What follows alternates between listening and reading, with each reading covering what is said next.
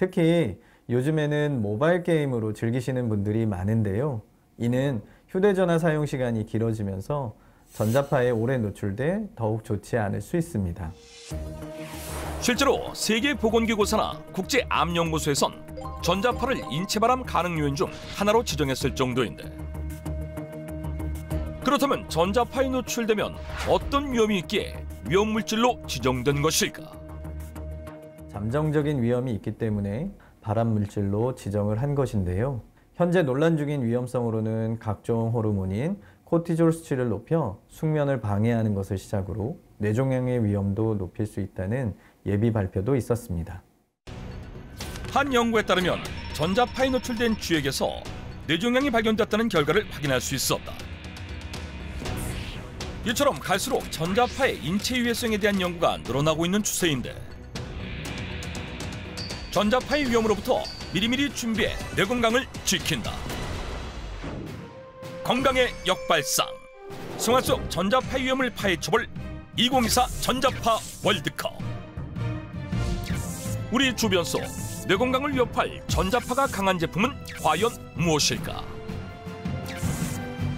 그 첫 번째는 거실 리그.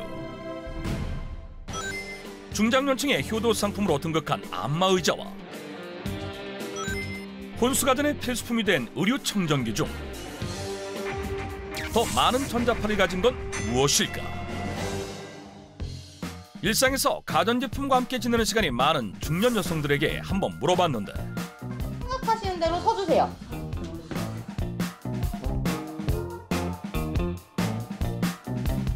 그 결과는 6대 11로 의류 청정기 쪽이 우세했다. 테레비나 우리 오디오 같은 데도 전자파가 나오잖아요. 그래서 의류 청정기는 어떤 가전이기 때문에 많이 나온다고 저는 생각을 해요. 의류 청정기는 막 빛이 막 이렇게 나오더라고요. 그래서 이렇게 흔들리면서 많이 새 나갈 것 같아. 그러면은 바꿀 수 있는 마지막 기회를 한번 드릴게요.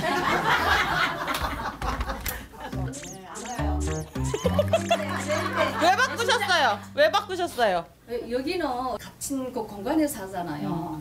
그러니까 좀 위험한 게. 그렇다면 안마의자와 의류 청정기 중 전자파 노출 위험이 높은 제품은? 안마의자와 의류 청정기 중에서 더 많은 전자파가 나오는 것은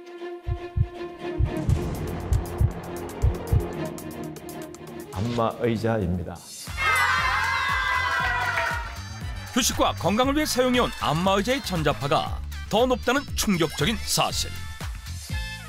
그 이유는 의류 청정기에 비해 안마의자가 신체 밀착 제품이기 때문인데요. 전자파가 사용하는 거리가 가까울수록 더 많은 노출 위험이 있기 때문입니다. 의류 청정기에 비해 전자파 노출 위험이 무려 58배나 높은 것으로 나왔다. 전자파 월드컵 1라운드 거실 리그의 강자 안마의자 결승 진출. 전자파 월드컵 다음은 주방이다. 전자제품이 공개되자마자 확연히 갈리는 여성들의 의견. 대체 어떤 제품이기에 이렇게 상반된 결과가 나온 것일까? 그 정체는 바로 전자레인지와 전기밥솥.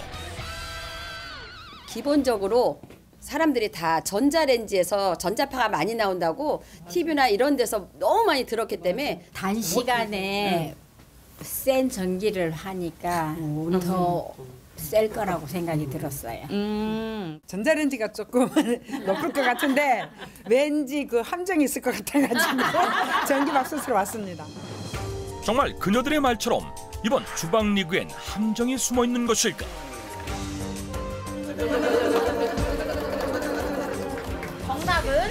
정답은 전기밥솥입니다. 그런데 잠깐. 사실 전자레인지 하면 전자파의 대명사로 불릴 정도로 전자파 이슈에서 빼놓을 수 없는 제품인데,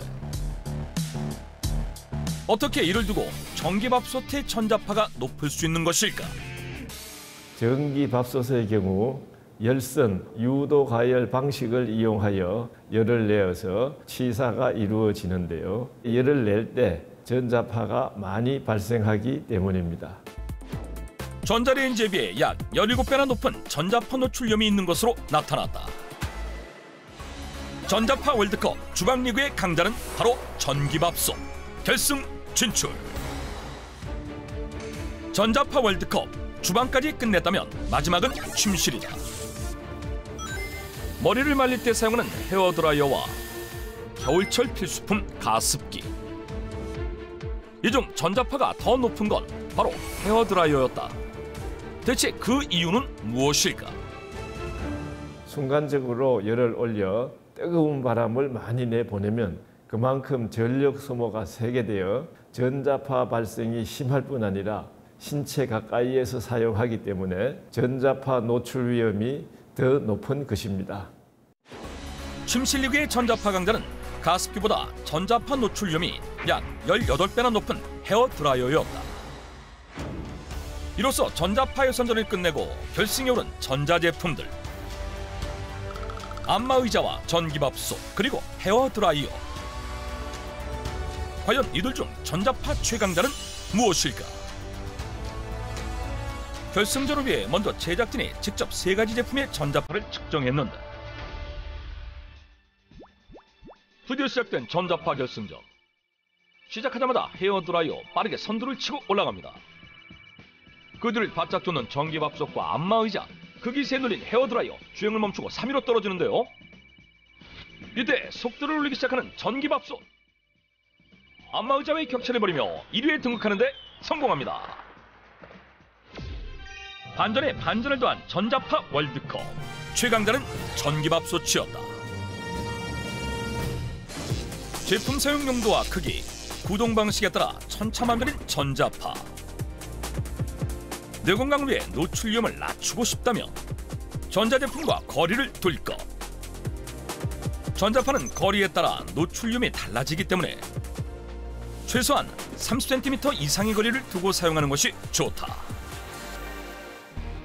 이처럼 뇌 건강에 영향을 줄 수 있는 생활 속 전자파 수치에 대해 잘 모르고 있었는데 뇌 건강에 대한 속설 역시 우리를 혼란에 빠뜨리곤 한다. 과연 세간을 떠도는 뇌 건강 속설들은 어떤 것이 있을까?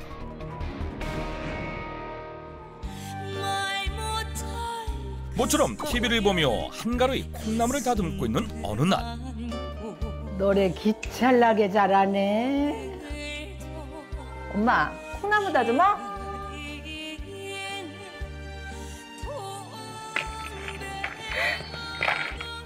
이게 뭐야? 콩나물 대가리만 다 따놨어. 응? 이게 왜 이러지? TV에 정신 팔려서 그런 거 아니야. 어차피 콩나물 다듬는 건 손으로 하는 건데 눈이라도 좀 호강하면 안 되겠냐? 한 번에 2가지를 하려니까 정신 사나워서 한 가지도 제대로 못 하는 거잖아. 동시에 한다는 건 그만큼 머리가 잘 돌아간다는 뜻이라고. 한 번에 2가지를 하면 머리에 더 안 좋대. 한 번에 2가지를 하면 머리에 좋을까 좋지 않을까? 동시에 2가지 일 이상 하는 것을 말하는 멀티태스킹. 주방일을 하면서 TV를 보거나 휴대폰을 보면서 식사하는 것 모두 이에 속하는데 이 멀티태스킹이 뇌 건강과 어떤 관련이 있는 것일까? 동시에 많은 일을 하는 멀티태스킹은 뇌 건강을 망치는 지름길입니다. 왜냐하면 여러 가지 일을 한꺼번에 하면 뇌 주요 부위가 줄어들어 뇌 기능이 저하되기 때문인데요. 영국 서시스대의 연구에 따르면 여러 기기를 동시에 사용하는 사람들을 대상으로 뇌 MRI를 찍어보니 활동 영역이 줄어든 것을 확인할 수 있었습니다. 따라서 뇌 청춘을 지키고 싶다면 한 번에 한 가지 일에만 집중하는 것이 좋다.